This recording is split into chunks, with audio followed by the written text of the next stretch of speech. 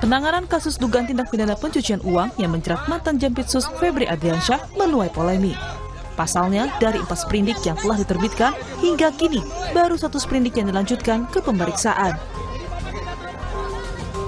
Kuasa hukum mantan Jampitsus Febri Adriansyah bilang, hingga saat ini kliennya diperiksa dalam kasus TPPU. Namun, ada 2 sprindik yang masih abu-abu. Sprindik yang terbit dari data yang kami dapatkan dari kejaksaan, di Polri itu ada 3 sprindik. Ada batubara, tadi disebut Bu Yenti, yang kedua Asabri, terkait Asabri, kemudian Krakatau Steel. Ya. Banyak orang berpikir penetapan tersangka untuk 3 sprindik itu. Saya ingin katakan di sini itu tidak benar. Yang benar adalah penetapan tersangka hanya 1, yaitu salah satu sprindik terkait dengan Asabri. Hanya Asabri? Itu di Polri ya. Oh, dari Kortas? Polri, di Kortas. Nah, kita geser nih. Ini perkara kan sudah di Kejaksaan Agung. Ya. Kita nggak mundur lagi. Diserahkan? Sudah diserahkan, dilimpahkan, apapun terminologinya. Ya. Sekarang ditangani Kejaksaan Agung. Kejaksaan Agung kemudian menerbitkan 3 sprindik, surat perintah penyidikan umum. 1, saya nggak tahu, karena nggak diperlihatkan terkait apa persisnya. Salah satunya adalah indikasi TPPU. Jadi 2-nya ini masih agak gelap nih. Apakah ini yang Anda sebut ke media sebelumnya tidak jelas itu abu? Itulah. Jadi ada zona abu-abu yang tidak cukup clear dalam proses penegakan hukum ini. Ketua KPK 2015-2019, Saud Situmorang mengatakan, kasus yang menyeret ex-Jampitsus Febri Adriansyah ini belum ada kemajuan yang signifikan. Saud bilang ada lebih dari 50 orang yang terlibat dalam kasus ini. Saud berharap Febri menjalankan perannya secara maksimal dalam proses hukum yang menjerat mantan Jampitsus tersebut. Kasus ini baru 2 cm per hari ini. Kenapa 2 cm? Setelah ditahan? Ya masih 2 cm kedalamannya. Kalau dari Anda mau bilang bahwa belum ada kemajuan signifikan? Iya, karena dugaan saya itu dalamannya bisa sampai 100 meter lebar dan dalamannya. Nah, mudah-mudahan Febri di sana ya. Febri ditahan, Febri datang ini ya bisa membuat itu menjadi lebih terang gitu. Dalam pikiran saya, dia kan penegak hukum juga gitu. Yeah. Ngapain juga ngebela orang yang memang udah jelas salah lah gitu ya kan. Cuman maksud saya kalau kita nggak ngapain memang tugas dia begitu gitu. Jadi maksud saya apakah nanti kedalaman bisa digali terus kemudian KPK bisa meyakinkan sehingga ketemu angka ratusan meter. Ya kita kan belum cerita banyak orang-orang di sekitarnya. Hitungan saya lebih 50 orang tuh. Sementara pakar hukum tindak pidana pencucian uang Yenti Garnasi menyebut bahwa kasus yang menjerat mantan Jampitsus Febri Adriansyah seharusnya diambil alih oleh KPK. Yenti juga menyebut bahwa Febri mendapatkan perlakuan khusus. Itu diambil alih oleh KPK. Jadi KPK juga jangan menunggu diserahkan. Harusnya KPK itu mengambil alih karena ada ide suatu negara yang mempunyai penyidik tindak pidana korupsinya 3 itu hanya Indonesia. Dan itu ada badan semacam KPK itu. Itu idealnya Bu, tapi sekarang kan yang kita hadapi adalah ditangani oleh Kejaksaan Agung. Oh iya, tapi seharusnya itu kan ada ketentuan yang hanya dimiliki oleh KPK.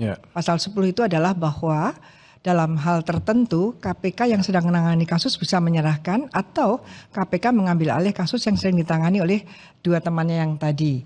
Maka ketika ditanyakan kepada saya, Kejaksaan kemudian menyatakan bahwa ini sudah ada sangkaan tindak pidana korupsi dan tindak pidana TPPU. Karena dari tas tipikor pun sudah ada itu. Sudah ada. Kini publik pun menanti kasus yang menjerat mantan Jampitsus Febri Adriansyah dapat ditangani secara transparan dan adil. Pasalnya, dari 3 kasus dugaan korupsi, baru 1 kasus yang telah diproses, yakni dugaan TPPU. Tim Liputan, Kompas TV. Kasus mantan Jampitsus Febri Adriansyah sudah terbit 4 sprindik. Namun hingga kini Febri baru ditetapkan sebagai tersangka dugaan tindak pidana pencucian uang atau TPPU. Apa yang sebenarnya membuat kasus ini terkesan mandek?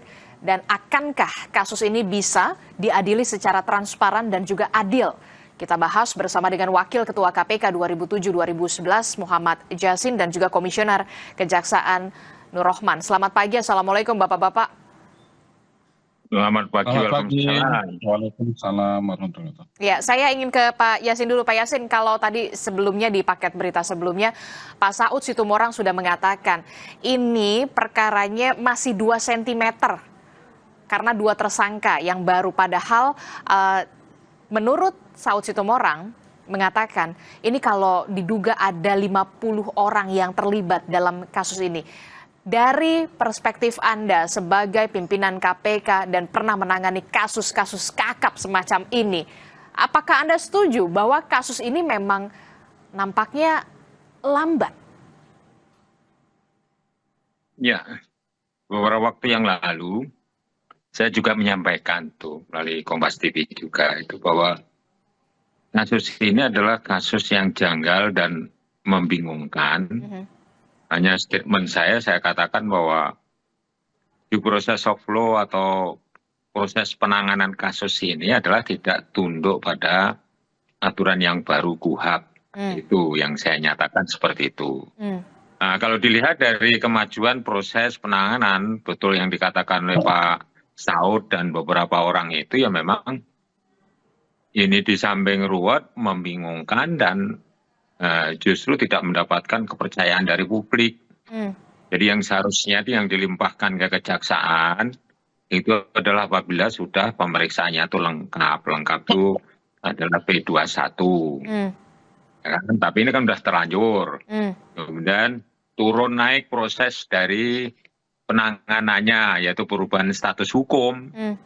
Yang naik turun itu artinya ya setelah tersangka kemudian dijadikan saksi, keluar sprindik yang sekarang sprindiknya hanya 1 saja nih, Di padahal TPPU. dari pelimpahan itu ya TPPU saja, padahal pelimpahan yang tidak benar itu, pelimpahan maksudnya proses pelimpahannya itu sebenarnya tidak sesuai dengan aturan hukum yang berlaku sekarang. Kalau pelimpahan itu ya harus ke KPK memang. Kalau itu penanganan terus kemudian diteruskan oleh kejaksaan ya baru kali ini penyidikan diteruskan dari kepolisian oleh kejaksaan, itu kejanggalannya di situ.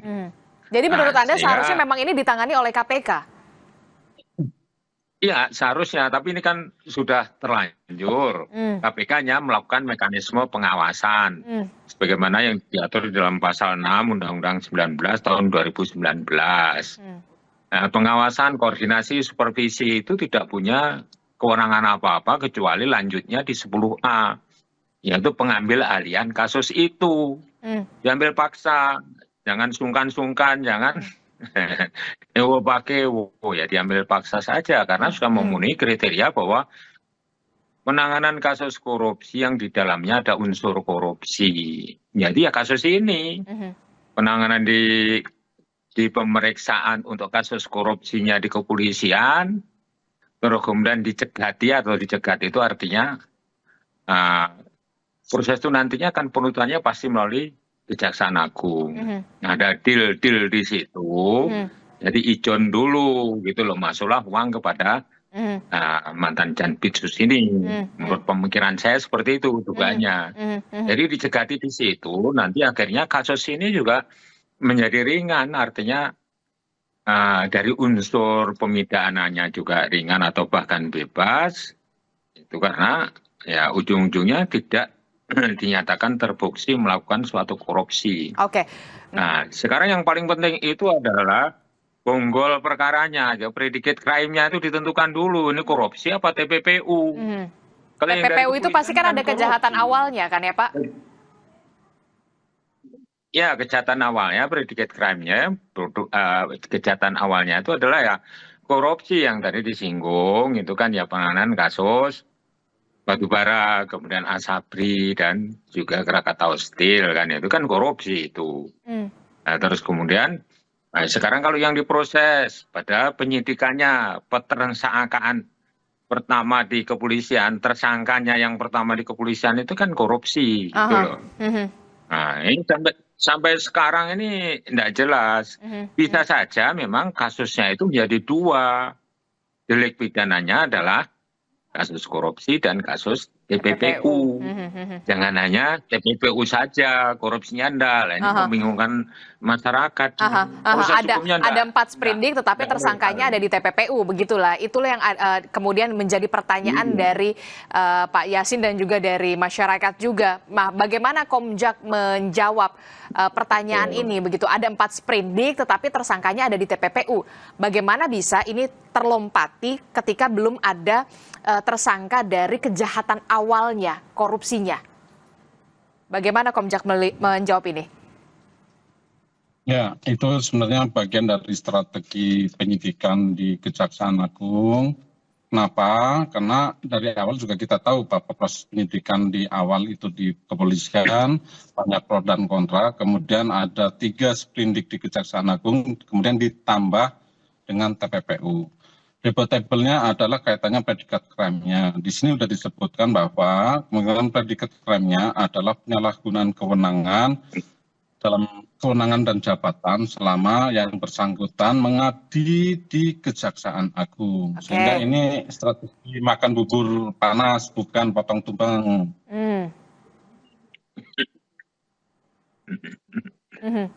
Oke, nah kalau dikatakan ini strategi awal, bagaimana Pak Yasin melihat ini? Ini hanya strategi awal dari penyidikan dari kasus ini, Pak Yasin. Ya, dugaan konflik kepentingan apabila kasus itu ditangani kejaksaan itu sudah mulai muncul sekarang ini. Jadi jangan sampai ada arah penanganan kasus hukum ini, karena yang bersangkutan adalah mantan high ranking official atau pejabat tinggi yang ada di kejaksaan. Ada Iwo Pakewo dari stafnya yang juga ikut menangani, walaupun sudah ada tuh tim khusus ya yang menangani, ada beberapa orang yang memang belum pernah menjadi bawahan daripada mantan Jampitsus ini, tapi tetap saja karena adalah korp adiaksa atau korp kejaksaan. Jadi adanya dugaan masyarakat bahwa penanganan kasus ini penuh konflik kepentingan, terus kemudian di awalnya saja sudah dibuat ruwet atau sengaja melanggar aturan. Ini menjadi tidak prudent atau tidak, katakanlah itu tidak fair itu penanganan kasus ini. Jadi masyarakat ini dibuat bingung terus karena ya ditandai dengan proses hukum yang cara penanganannya itu tidak pas gitu loh. Apabila itu dikatakan strategi, itu juga tidak pas juga strateginya. Korupsinya harus tetap ada. Sprindik itu jangan membuat suatu katakanlah dugaan-dugaan publik itu menjadi ini udah ada tanda-tanda konflik kepentingan penegakan hukum ini. Nah, nanti ya hasilnya juga tidak akan bagus dan hiruk pikuknya itu akan berlanjut. Nah, makanya yang paling bagus memang KPK tidak hanya supervisi dan koordinasi di bidang penindakan atas kasus mantan Jampitsus ini. Jadi memang juga harus diambil alih dengan alasan yang sudah saya sebutkan tadi. Penanganan kasus korupsi yang mengandung unsur korupsi di dalamnya. Jadi ini sangat canggih ini korupsinya ini. Jadi tidak bisa hanya lembaga yang bersangkutan yang menangani.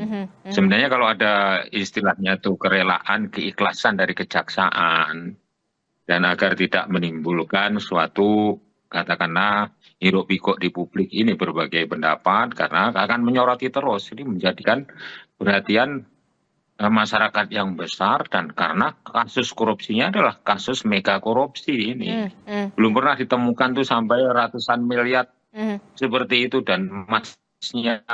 Itu artinya Anda sepakat juga dengan pernyataan dari Pak Saud Situmorang yang mengatakan bahwa ujung-ujungnya nanti Anda juga sepakat, itu artinya Anda sepakat bahwa memang dalam kasus ini ada banyak juga orang-orang yang terlibat. Bahkan Saud Situmorang mengatakan diduga ada 50 orang yang terlibat. Pak Yasin. Ya, kalau banyak yang terlibat begitu, pasti itu konflik. Iya, setuju saya. Mendengar suara saya? Ya, silakan dilanjutkan. Halo? Silakan dilanjutkan Pak Yasin. Ya, kalau ini melibatkan orang banyak ini, penanganannya memang menjadi banyak unsur-unsur konflik kepentingannya.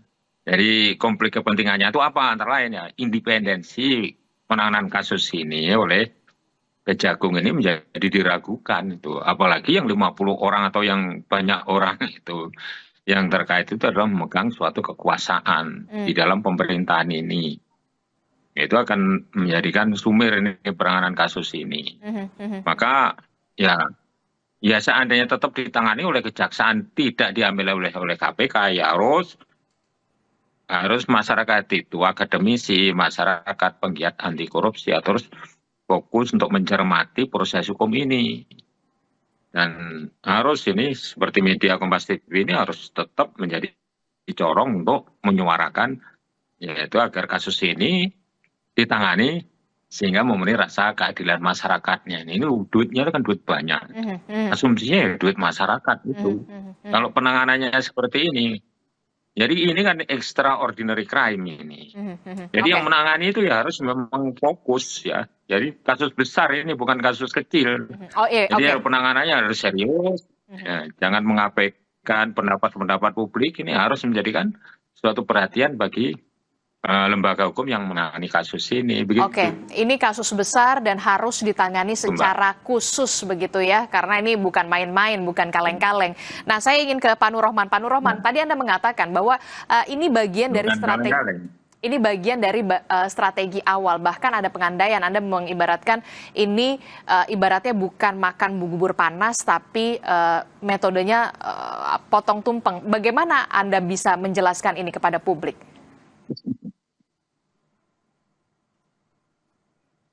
Halo, yang saya maksud tadi itu strategi.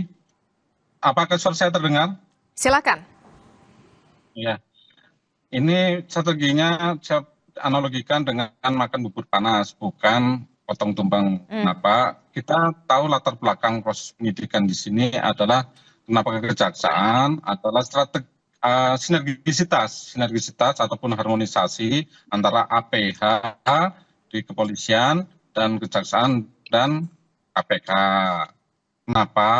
Karena dari awal juga kita ketahui begitu gaduh di awal, kemudian proses penyidikan sudah di kejaksaan dan konsentrasinya adalah kita mendorong agar proses penyidikan penanganan perkara FA ini bisa berjalan profesional dan berintegritas. Caranya bagaimana? Tentunya pengawasan ataupun supervisi dilakukan oleh lembaga-lembaga yang terkait, termasuk juga pengawasan eksternal, baik dari Komisi Kejaksaan ataupun organisasi-organisasi kemasyarakatan, termasuk juga pers, agar kasus ini bisa terang benderang, perlu pengawalan dari eksternal. Oke, lantas bagaimana dengan Barbuk? Ini juga kan kalau tadi kita lihat ya, dari tadi barang bukti ini luar biasa, Pak Yasin, Pak Nur Rohman, fantastis sekali. 74 kg emas, bahkan sudah dikonfirmasi itu emas asli. Ada berbagai macam pecahan mata uang asing ratusan miliar di gepokan-gepokan yang berbeda. Tentu ini ada kode-kode lah ibaratnya begitu ya. Kalau kita bisa dari kacamata Anda sebagai pimpinan KPK yang pernah menangani kasus kakap semacam ini. Tapi kemudian kita lihat kuasa hukum dari Febri Diansyah mengatakan, mempertanyakan agar kejaksaan bisa membuktikan siapa pemilik dari emas dan juga uang ini. Bagaimana Anda melihat ini, Pak Yasin? Ya, justru itu yang menjadi permasalahan ya. Di TPPU itu pasal 77, 78 itu. Bahwa apabila itu sudah diakui adalah miliknya. Ini permasalahannya kan belum diakui. Belum tentu kalau diakui oleh miliknya. Oke, Anda melihat ini juga suatu kejanggalan? Iya, kejanggalan ini. Bisa saja itu nanti tidak diakui. Sehingga pembuktian yang diatur dalam pasal 77, 78 yang saya singgung tadi, pembuktian terbalik oleh yang pemiliknya itu asalnya dari mana. Kalau dia tidak bisa menjelaskan, maka dia apa hartanya itu disita kan. Disita itu artinya masuk dalam kas negara. Demikian juga dalam apabila ini kasus sprindik-nya juga itu rangkap, deliknya dia korupsi ya TPPU di pasal 38B besar itu Undang-Undang 3199 Yungto, Undang-Undang nomor 20 tahun 2001 itu 38B itu bahwa apabila proses hukum status seseorang itu sudah menjadi terdakwa itu harus menyampaikan laporan harta kekayaan. apabila tidak bisa membuktikan harta kekayaan itu asalnya dari mana, yaitu disita negara dan juga diberikan sanksi hukum. Hukum tidak hanya untuk disita terus dan orangnya dibebaskan, dia proses hukum. Jadi kita mengharapkan bahwa ini ada double derek yang harus disematkan kepada mantan Jampitsus ini. Oke, jadi artinya harus ditersangkakan. Jadi menurut Anda perlu pembuktian terbalik, kalaupun memang Febri Adriansyah mengatakan penyidik buktikan saja soal barang bukti ini. Ya, harus dari penyidiknya harus meyakinkan kepada publik khususnya setelah melakukan pemeriksaan bahwa ini adalah miliknya. Ya, cara-cara untuk bisa yaitu mendapatkan pengakuan bahwa itu miliknya itu adalah cara-cara khusus yang dimiliki oleh penyidik. Dari informasi yang didapatkan, barang-barang bukti yang diperoleh dari pelimpahan kasus itu dari kepolisian kepada kejaksaan. Itu kan semua diserahkan. Jadi ini harus bisa membuktikan itu adalah miliknya, jangan hanya rampas-merampas kemudian tidak diakui. Kalau itu tidak diakui, pembuktian terbalik tidak terlaksana. Kasusnya adalah menjadi mengambang atau bebas yang bersangkutan bila hanya TPPU. Kalau itu kasusnya juga kasus korupsi menyambung ke proses berikutnya di lembaga lain, yakni dari kepolisian ke kejaksaan, itu masih ada juga mekanisme pembuktian terbalik, yaitu pasal 38B Undang-Undang Tindak Pidana Korupsi. Itu harus membuktikan. Kalau tidak mampu membuktikan asal-usul, di samping dijerat pidana juga disita harta kekayaan yang tidak bisa dibuktikan oleh yang bersangkutan, maka disita untuk negara. Oke, bagaimana Pak Nur Rohman? Itu prosesnya. Jangan sampai ini prosesnya membingungkan publik ini, gitu loh, dan meragukan. Karena konflik kepentingannya itu tinggi di sini. Oke, gitu, Pak. Konflik kepentingan tinggi menurut Pak Yasin. Kemudian jangan sampai ada keraguan publik. Bagaimana menjawab kasus ini bisa jangan sampai membingungkan. Kejaksaan Agung, Komjak sendiri, bagaimana untuk bisa menjamin Kejaksaan Agung ini bisa transparan, pengusutan secara tuntas, tidak berhenti di dua tersangka ini? Ya, kami tidak akan masuk ke materi pokok perkara karena itu bukan kewenangan kami. Kami hanya melakukan pengawasan bahwa proses ini bisa berjalan dengan tuntas, tentunya secara profesional dan berintegritas. Caranya seperti apa? Tentunya dengan transparansi, informasi yang bisa disampaikan kepada publik secara berkala dan kontinu. Tentunya juga informasi-informasi itu tidak bisa semua hasil penyidikan dipublikasikan, karena itu nantinya adalah penyidikan yang dilakukan adalah untuk proses pembuktian di persidangan, bukan di publik. Seperti itu. Namun demikian proses-proses ini kita pastikan transparansi ini berjalan. Setiap tahapan diinformasikan kepada publik melalui Pusat Penerangan Hukum, dan sejauh ini proses itu sudah berjalan seperti kasus-kasus yang lainnya.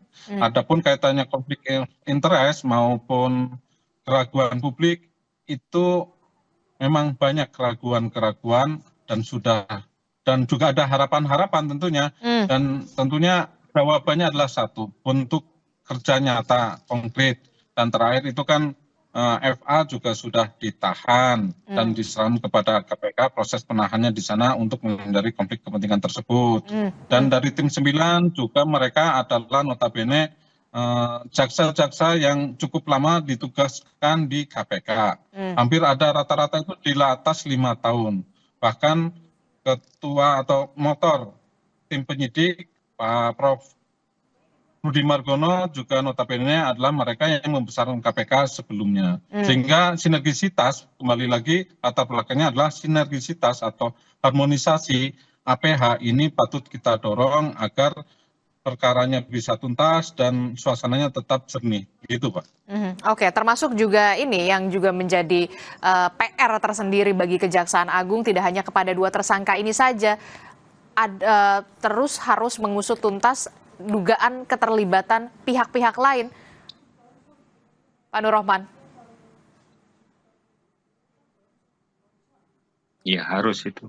Oke, baik, Pak Nur Rohman sudah keluar dari Zoom meeting kita. Terima kasih Komisioner Kejaksaan Pak Nur Rohman telah bergabung bersama kami. Terakhir saya ingin tanya juga berarti ke Pak Yasin. Pak Yasin, karena tadi sudah pamit undur diri duluan Pak Nur Rohman, tak apa, tapi kemudian apa poin kritis Anda terkait dengan pengusutan kasus ini, termasuk juga pesan Anda kepada tim 9 yang mengusut kasus ini? Jangan sampai ini hanya berhenti di 2 tersangka ini saja. Ya, harus dilakukan pengembangan penyidikan yang lebih komprehensif menyangkut yaitu para pelaku yang mendesain kasus ini terjadi, baik itu korupsi maupun TPPU. Nah, ini harus mengamati. Ya, kalau di kepolisian kan sudah banyak yang tersangka itu dari ketiga kasus itu. Oke. Maupun pesannya bahwa jangan sampai ada suatu perlakuan yang khusus. Perlakuan khusus itu misalnya saja nih waktu proses penahanan. Itu kan tidak memakai standar yang biasanya dilakukan oleh kejaksaan. Kalau KPK kan hanya ketitipan gitu loh. Jadi tidak bisa memperlakukan itu misalnya saja titipan dari penegak hukum lain, terus kemudian SOP-nya adalah SOP KPK, kan memang tidak gitu. Jadi memang KPK tidak mengakui bahwa itu ada perlakuan khusus. Dari konflik interest yang saya sampaikan, dari penanganan penahanan saja sudah ada perlakuan khusus. Ini udah sangat meragukan, apalagi proses-proses berikutnya nanti. Jadi yang menyangkut mengenai pemberkasan dakwaan pada waktu dinaikkan kepada proses persidangan. Nanti banyak kejanggalan-kejanggalan lagi yang akan muncul. Dugaan saya begitu. Nah, ini dari awal saja sudah terduga seperti ini. Penanganan kasusnya yaitu sprindiknya juga sudah membingungkan. Penahanan sudah mendapatkan suatu perlakuan khusus atau special treatment. Ini tidak boleh terjadi seharusnya. Special treatmentnya itu di penanganannya ya? Special treatmentnya itu seharusnya di penanganan kasusnya. Baik, kita akan tunggu, publik juga masih dengan yang lain. Oke, publik masih menunggu. Ya, betul. Publik menunggu dan terus mengawasi bagaimana kelanjutan kasus ini. Tentu ini menjadi PR besar dari Kejaksaan Agung untuk bisa menjawab pengusutan kasus ini bisa secara terang benderang dan juga transparan. Terima kasih Wakil Ketua KPK 2007-2011 Bapak Muhammad Yasin dan juga Komisioner Kejaksaan Bapak Nur Rohman yang sudah undur diri. Terima kasih Bapak-bapak. Assalamualaikum, selamat pagi, sehat selalu. Saudara, informasi penting lainnya masih akan kami hadirkan, salah satunya dari sesuai dengan arahan Presiden Prabowo Subianto. Badan Pengelola Investasi dan Antara dilibatkan dalam forum Komite Stabilitas